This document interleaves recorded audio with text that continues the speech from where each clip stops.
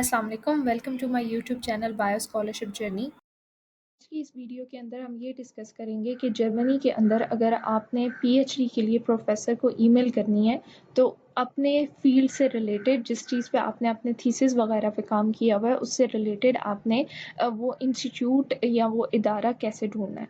आप सिंपल सबसे पहले जो मोस्ट कॉमन तरीका है उसमें आप लोग क्या लिखोगे, GERIT German research institute centre, इसके सारे के सारे आपके निकल जाएंगे। जैसे ही आप लोग इस पर क्लिक करोगे तो आपके पास एक टैब ओपन हो जाएगा। इस टैब के ऊपर आपके सब्जेक्ट से रिलेटेड कोई भी आपका सब्जेक्ट हो सकता है, ह्यूमैनिटीज हो सकती है, law, economics, mathematics, natural sciences, medicine, कुछ कोई भी जो फील्ड आपकी है वो यहाँ से आप सिलेक्ट कर सकते हो। अगर आप यहाँ पे समझ नहीं आ रही तो आप डायरेक्टली यहाँ पे भी लिख सकते हो।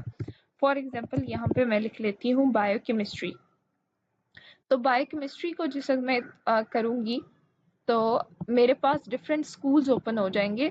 स्कूल से मुराद होता है कि एक बड़ा यूनिवर्सिटी होती है, उसके अंदर डिफरेंट जो होते हैं वो डिपार्टमेंट्स होते हैं। तो कुछ वो डिपार्टमेंट्स को स्कूल भी बोलते हैं। सो यहाँ पे आपकी इस यूनिवर्सिटी में बायोलॉजिकल ग्रुप है, प्रोटीन बायोकेमिस्ट्री के बारे में है, इसमें आपको तमाम जो होते हैं वो मिल जाएंगे। कई दफ़ा ये होता है कि डायरेक्टली ज़रूरी नहीं है कि आप बायोकेमिस्ट्री पे ही लिखो। फॉर एग्जांपल अगर आपका एजिंग पे काम है तो जब मैं एजिंग लिखूंगी तो यहाँ पे एजिंग के भी इंस्टीट्यूट ओपन होके आ जाएंगे। सो ये बहुत आसान काम है।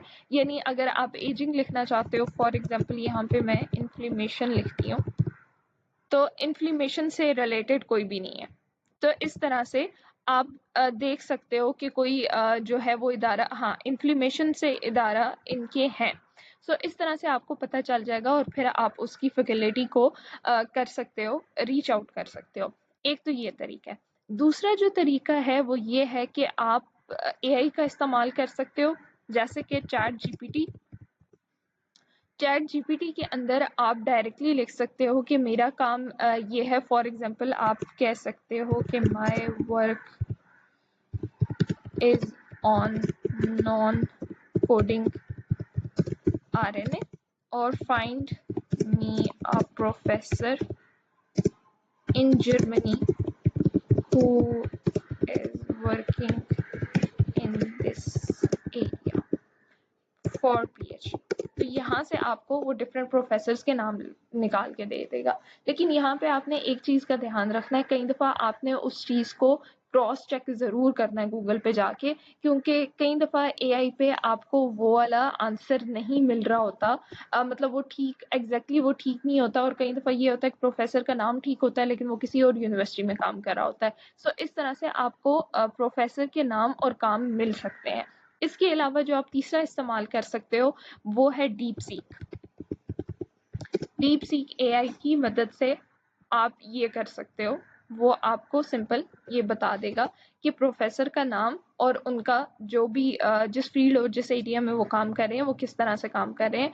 तो ये आप लोगों को प्रोफेसर के नाम और उसकी यूनिवर्सिटी के बारे में बता देगा। जितना ज़्यादा आप एआई को प्रोग्राम होके ठीक तरीके से इंस्ट्रक्शंस देते हो उतना ज़्यादा एआई आपके लिए अच्छे तरीके से काम कर पाता है। एआई बेशक खुद काम करता है लेकिन इंस्ट्रक्शंस तो आप लोगों ने ही देनी होती हैं। सो ये आपको वो बता रहा है कि ये प्रोफेसर है।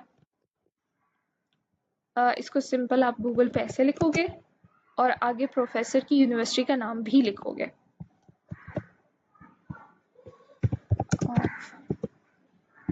तो ये आपके प्रोफेसर का गूगल स्कॉलर वाला जो है वो ओपन हो चुका है। इसमें आप लोगों को उनकी तमाम काम मिल जाएंगे और यहाँ से आप उनको जो होते हो वो रीच आउट कर सकते हो। उनका ईमेल वगैरह कुछ का प्रोफेसर्स का दिया होता है, कुछ का प्रोफेसर्स का नहीं दिया होता। लेकिन ये सारे प्रोसेस करने से आपका काफ़ी ज़्यादा टाइम बच जाएगा और आप इजीली जो है वो ईमेल कर सकते हो प्रोफेसर्स को।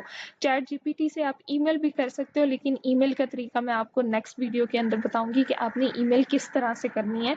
और वो मतलब ये नहीं है कि आप सिंपल चैट जीपीटी को बोलोगे कि ईमेल लिख दे, वो आपको सर्टेन इंस्ट्रक्शंस उसमें भी देनी पड़ेगी।